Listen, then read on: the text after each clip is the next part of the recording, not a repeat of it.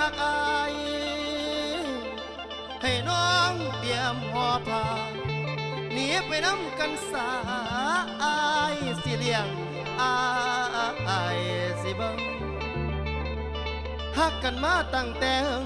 เงินบ่มีแต่งน้องยอมทำชั่วบ่รักเธอขอเสนอข้อนี้